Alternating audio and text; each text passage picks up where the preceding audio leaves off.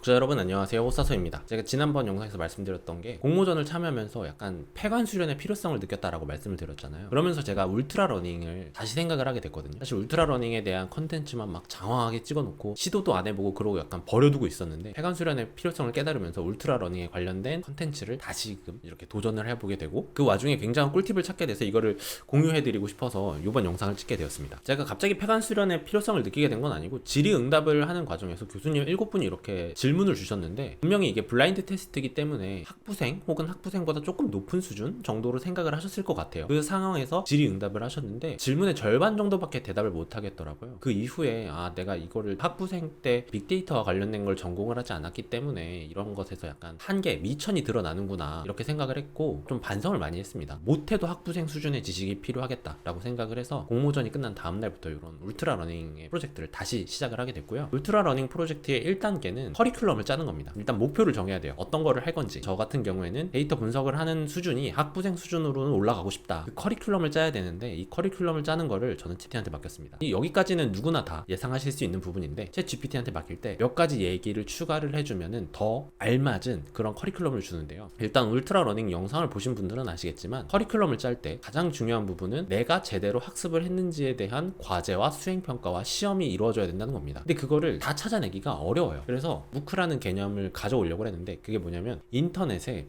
유명 대학교, 예를 들면 하버드 대학교나 MIT 대학교 같이 우리가 많이 들어본 대학교의 교수님들이 공짜로 강의를 올리세요. 물론 이제 거기에 대해서 수료증 같은 거를 받으려면, 인증서를 받으려면 돈을 내야 되지만, 일부 강좌들을 잘 찾아보시면 돈을 안 내도 강의를 들을 수 있는 강좌들이 있습니다. 이 부분에 대한 프롬프트 명령문은 제가 유튜브 댓글에 고정 댓글로 남겨두도록 하겠습니다. 여기에서 여러분들이 하셔야 될 거는, 저는 데이터 분석을 골랐지만 이 영상을 보시는 독자님들은 다른 걸 공부하고 싶으실 수도 있잖아요. 내가 공부하고 싶은 분야만 정하셔서 그것만 갈아 끼우셔서 넣으시면 돼요. 크게 3가지 무크 사이트를 제 프롬프트에 같이 넣어둘 건데, 거기에서 회원가입하시고 로그인 하신 다음에 강의를 청취하시면 됩니다. 저 같은 경우는 데이터 분석이라는 분야를 잘 잡아서 그런 건지는 몰라도, 지금까지 나왔던 거는 하버드 대학교에서 제공하는 컴퓨터 프로그래밍 강의라던가, 아니면 미시간 대학교에서 제공하는 파이썬 강의라던가, 뭐 그런 식의 강의서부터 시작을 해가지고 나중에는 좀 더 복잡한 통계학적인 얘기라던가 데이터 프로젝트 같은 것까지 진행을 하게 됩니다. 챗GPT가 4년짜리 미국 아이비리그 대학생들이 들을 만한 커리큘럼을 짜줬고요. 그 과정 내에 무크 사이트마다 각각 실습이라던가 과제라던가 시험 같은 것들이 다 있어요. 다 있기 때문에 제가 일일이 그런 것들을 찾아다녀야 되는 수고를 덜어준 셈이죠.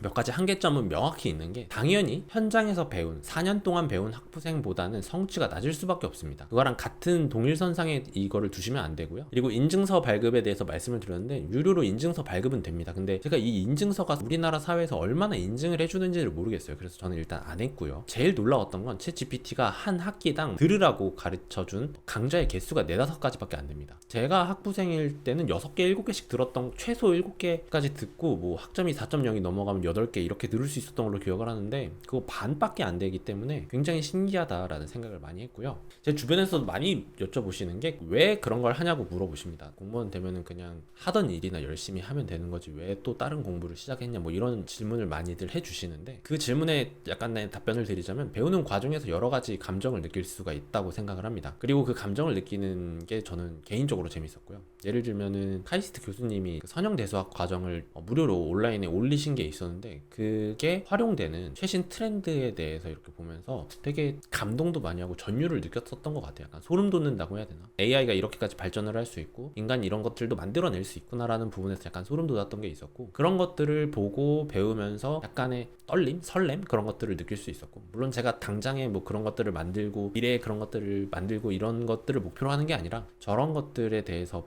배울 수 있는 기회가 있다라는 것 자체에 굉장히 감사함을 느끼면서 배우고 있습니다. 그리고 저랑 비슷한 분들이 있을 거라고 생각을 하거든요. 많지는 않지만 있을 수는 있잖아요. 그래서 그런 부분에 대해서 궁금증이 있으신 분들을 위해서 제가 어떤 커리큘럼을 타고 있고, 그리고 어떤 식으로 챗GPT한테 질문을 했는지, 그런 것들에 대해서 제가 이렇게 아래에 댓글에다가 고정 댓글로 남겨두도록 하겠습니다. 그래서 앞으로의 계획은, 일단 4년치를 지금 1학기째 해보고 있는데, 한 2달이면은 한 학기씩 끝낼 수 있을 것 같아요. 그래서 1년 안에 4년치 강좌를 다 끝내는 걸 목표로 삼았고요. 그 과정 동안 잠시 공모전과 캐글은 접어들 것 같습니다. 왜냐면 이게 밑 빠진 독에 물 붓는 느낌을 많이 받습니다. 당연히 캐글 처음 할 때 너무 신기하고 다른 사람 코드 보면서 와 이런 것도 있구나 하고 배우고 하는 게 있는데, 이게 어느 순간 내 지식이 너무 모자라다 보니까 쌓이는 느낌이 잘 안 들고 그냥 하던 것만 반복적으로 기계적으로 하는 그런 스킬들만 늘어가는 느낌이더라고요. 약간 이건 좀 울트라 러닝이랑 별개로 배움적인 측면에서 악기를 하나 배우려고 하는데 기타가 가장 유력합니다. 고등학교 동창이 저번에 기타를 같이 사는 거를 도와줬었는데 배은망덕하게도 제가